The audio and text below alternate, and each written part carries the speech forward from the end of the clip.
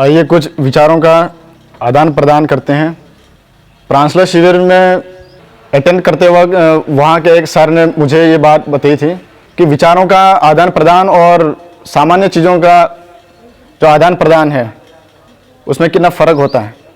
आपके पास भी एक गेंद है और मेरे पास भी एक गेंद है, उसको हम शेयर करते हैं, एक्सचेंज करते हैं। आपके पास भी वही गेंद होगा और मेरे पास भी एक गेंद ही रहेगा। लेकिन विचारों का जब आदान प्रदान होता है तो विचार जो आपके पास है वो मेरे तक पहुंच जाएगा और जो विचार मेरे पास है वो आप तक पहुंच जाएगा। तो ये विचारों का और जो वस्तुओं का जो लेन देन होता है उसमें ये फ़र्क होता है। मेरा उम्र अभी 21 रनिंग है। इस 21 रनिंग तक के सफ़र में मैंने क्या पाया है और क्या समझा है, जो समझ करके जो जीवन में फैसला लेना है वो फैसला मैंने कैसे लिया, उस पर आप लोगों के साथ शेयर करूँगा। क्लास 8 से मैंने आध्यात्मिक पुस्तकें पढ़ना शुरू किया था। आनंद स्वामी जी की एक पुस्तक है आनंद बोध कथाएं करके। उस बोध कथाएं में छोटी छोटी कहानियों के माध्यम से आनंद स्वामी जी ने रोचक ढंग से बच्चों के लिए भी और बुजुर्गों के लिए भी मतलब उन्होंने अच्छे ढंग से लिखे हैं। सामान्य व्यक्ति भी उसको पढ़ करके जो हम नहीं समझते हैं उसको भी आसानी ढंग से समझ पाएंगे उस चीज़ को। उस पुस्तक के माध्यम से मेरे अंदर स्वाध्याय करने की जो प्रवृत्ति है वो स्वाध्याय करने की प्रवृत्ति भी जगते चले गए। और उस स्वाध्याय के क्रम में मैंने ये फैसला लिया है कि सिर्फ पढ़ने से या सिर्फ सुनने से जीवन में लाभ होने वाला नहीं है। तो उस समय में भी बहुत सारे दृष्टांत पढ़ते थे। उन दृष्टांतों को पढ़ करके मेरे अंदर भी वो कोलाहल होता था कि मैं अभी तो सिर्फ पढ़ रहा हूँ, सुन रहा हूँ, लेकिन जीवन में कब करूँगा इस चीज़ को। तो उस स्वाध्याय के क्रम में जो दृष्टांत जिन जिन दृष्टांतों ने मुझे मतलब झकझोरा है उन दृष्टांतों पर आप लोगों के साथ थोड़ा सा विचार करूँगा। एक दृष्टांत पढ़ने को मिला था कि एक बार यहाँ जैसे कि हवन हुआ और विचारों का भी आदान प्रदान हो रहे हैं, तो उस इलाके के राजकुमार वहाँ से पधारे। वहाँ एक साधु का बहुत अच्छा प्रवचन हो रहा है और लोग भी सुन रहे हैं।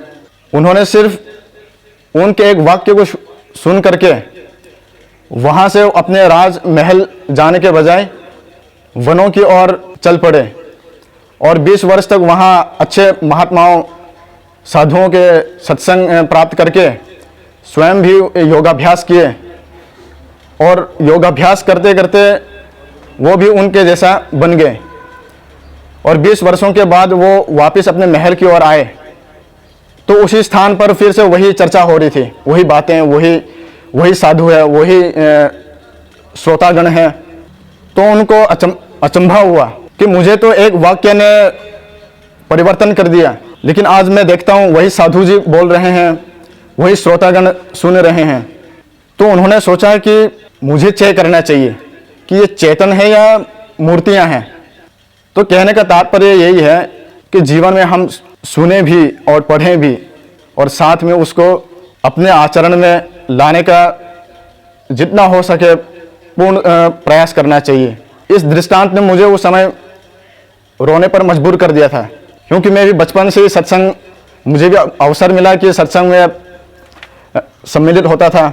बचपन में मुझे हिंदी भी समझ में नहीं आती थी, फिर धीरे धीरे करके समझ में आने लगा तो ये सब बातें अच्छे लगने लगे।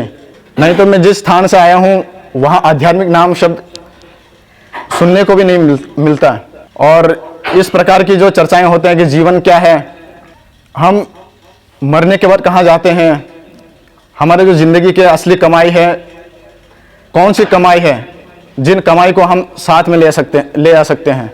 तो इन सब बातों को मैंने विचारा और मेरे अंदर जो त्रुटियां हैं उन त्रुटियों पर काम करने का भी मैंने स्टार्ट किया। आज मैं भी अपने उन त्रुटियों से पूर्णतः पार नहीं पाया हूँ, फिर भी इस जो दुर्गुण है, दुर्व्यसन है, उनको हटाने के लिए प्रयासरत हूँ। यहाँ बच्चे भी हैं, तो आप बच्चों से मैं पूछता हूँ कि आप माता पिता ने आप लोगों को पढ़ाए तो आप स्कूल गए, 12वीं भी करोगे, 12वीं के बाद ग्रेजुएशन करोगे, पोस्ट ग्रेजुएशन, और जॉब भी अच्छे से लग जाएंगे। लेकिन आप लोगों को भी ये बात समझ में नहीं आता होगा कि जीवन में जो हम पढ़ाई करते हैं वो किस लिए करते हैं, सिर्फ जॉब करने के लिए हैं या किसी और चीज़ के लिए पढ़ते हैं। प्रांसला के शिविर अटेंड करते वक्त मुझे भी यही प्रश्न मेरे सामने भी आया। वहाँ पूछा गया कि आप बच्चे आप लोग क्यों पढ़ते हैं। तब तो सुन करके मैं भी चुप हो गया, लेकिन वक्त ने सिखाने के लिए उस वक्त तो जो समझ में आना चाहिए वो समझाया नहीं, लेकिन आगे चल करके ग्रेजुएशन करते वक्त फिर से वो बात ने मुझे झकझोरा। उस प्रश्न ने सभी चपरासी से लेकर राष्ट्रपति तक सभी भूतपूर्व बन जाता है, फॉर्मर प्रेसिडेंट, फॉर्मर ये, लेकिन जो विद्वान होते हैं वो कभी रिटायरमेंट नहीं होता उनका। जब से वो सीखना शुरू करते हैं, जब तक नहीं मृत्यु को प्राप्त हो जाते हैं, वो सीखते ही रहते हैं। और वहाँ पर जो समाज में जो प्रोफेशन है, उन प्रोफेशन को लेकर के एक निर्धारित किया गया था कि कौन सबसे मोस्ट ब्रिलियंट है और कौन लिस्ट ब्रिलियंट है। तो उस प्रोफेशन के क्रम को देख करके मेरे अंदर भी वो मतलब विचार उत्पन्न हुआ कि मेरा नाम वैसे सर्टिफिकेट का नाम जॉन इस्माइल रिचर्ड ब्रिलियंट मिशा है, तो मेरे नाम में भी ब्रिलियंट लगा हुआ है। लेकिन वो ब्रिलियंट शब्द को सार्थक बनाने के लिए, उस नाम को सार्थक करने के लिए मेरे पास रास्ता नहीं था। और उस प्रोफेशन के क्रम में ये भी लिखा हुआ था जो मोस्ट ब्रिलियंट होते हैं वो साइंटिस्ट बनते हैं, और उससे कम ब्रिलियंट वाले वो मेडिकल साइंस में जाते हैं, उससे कम वाले क्लास 1 ऑफिसर यूपीएससी क्रैक करके क्लास 1 ऑफिसर बन जाते हैं, उससे नीचे वाले बीएड इत्यादि करके टीचर बन जाते हैं। तो उस क्रम में से मैं मेडिकल साइंस वाले क्रम में था, क्योंकि मैं मेडिकल की भी तैयारी कर रही थी, मेडिकल साइंस का भी तैयारी कर रहा था। और उसके लिए भी मैंने परीक्षा दे करके अपने अगरतला में भी सिलेक्शन पाने के लिए उधर भी प्रयास किया था, लेकिन वक्त को कुछ और ही मंजूर था। वहाँ डोमिसाइल सर्टिफिकेट ना होने से मेरा वहाँ सिलेक्शन नहीं हुआ। जो राज्य के हिसाब से वो जो रिजर्वेशन होता है, तो उस राज्य के उस एलिजिबिलिटी में मैं नहीं आया, क्योंकि डोमिसाइल सर्टिफिकेट ना होने से भाग लेने नहीं दिया गया। और आज मैं विचारता हूँ कि अगर मेरा वहाँ एडमिशन हो जाता, MBBS में सीट मिल जाता, तो मैं आज यहाँ ना होता। वहाँ भले ही मैं शरीर के लिए दूसरों के इलाज करने के लिए पढ़ाई तो प्राप्त कर सकता, लेकिन हम कहते हैं मैं ये हूँ, लेकिन मैं इस शरीर से परे हैं। उस मैं तक पहुँचने के लिए, उस मैं को निरोग रखने के लिए मेडिकल साइंस के पास भी कोई हथियार नहीं है, कोई ऐसा इंस्ट्रूमेंट नहीं है।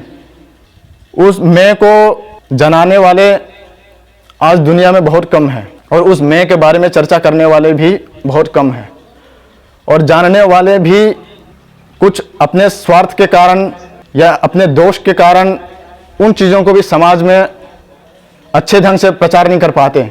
हमारा तो सौभाग्य है कि हमें मार्गदर्शन भी मिली, और आज गुरुदेव के चरणों में हम अध्ययन कर रहे हैं। और आप लोगों को ये भी आप लोगों को ये भी विचार आता होगा कि हम यहाँ आया है, हमारा क्या मकसद है, हम गुरुजी के विज्ञान से क्या पाएंगे, या इस विज्ञान के माध्यम से दुनिया में क्या परिवर्तन ला सकते हैं हम। जो गुरुजी की थ्योरी है या जो ऋषियों की थ्योरी है, आज वर्तमान स्थिति में इसकी उपयोगिता कितना है, इसकी उपयोगिता। तो इस थ्योरी के सिग्निफिकेंस को बताने के लिए आप लोगों के साथ थोड़ा सा शेयर करता हूँ। मुझे भी विश्वास नहीं होता था कि आध्यात्मिक विज्ञान में इस प्रकार की बातें होते हैं, और आध्यात्मिक शब्द में या जो परमात्मा के रास्ते पर चलते हैं उनको सब चीज़ मिलता है, ये विश्वास नहीं होता था। पहले बचपन से सुनते आ रहे थे कि जो परमात्मा के रास्ते पर चलता है उनको दुनिया के तमाम चीज़ें मिल जाते हैं, लेकिन तब विचार इतना स्पष्ट न होने के कारण समझ नहीं पाते थे। लेकिन आज वही सेंटेंस है, लेकिन जो समझ है वो और कुछ और है, क्योंकि उस चीज़ परमात्मा तत्व को पाने के लिए ही जो संसार के जितने भी पढ़ाई है, कार्य है, परिवार को चलाने से लेकर के देश को चलाने, सारे विश्व को चलाने के लिए उस परमात्मा शब्द को जो जानने के लिए प्रयास करते हैं, उनके अंदर पूर्ण ये समा जाता है। जो परमात्मा को जानने के लिए या जो परमात्मा तक पहुंचने के लिए निकल पड़ते हैं, उनके अंदर सारे समष्टि समा जाते हैं। सामान्य लोग ये सोचेंगे कि उस परमात्मा तत्व को जानने के लिए, उस चीज़ को पाने के लिए ये सारे चीज़ कैसे समा जाएंगे, लेकिन जब अच्छे गुरु के सानिध्य से इस चीज़ को समझते हैं तो उसका सफ़र बहुत विराट है। इस शरीर को भी समझना, व्यष्टि से लेकर के समष्टि तक का जो सफ़र, स्वयं के उत्थान के लिए काम भी करना है, फिर परिवार के लिए, परिवार से बढ़ करके ग्राम, देश, राष्ट्र और पूरे विश्व के लिए उस चीज़ के अंदर समा जाते हैं। और आज के दिन महर्षि दयानंद जी को भी बोध हुआ। 14 वर्ष के उम्र में उनको भी इस प्रकार के विचार उत्पन्न हुआ।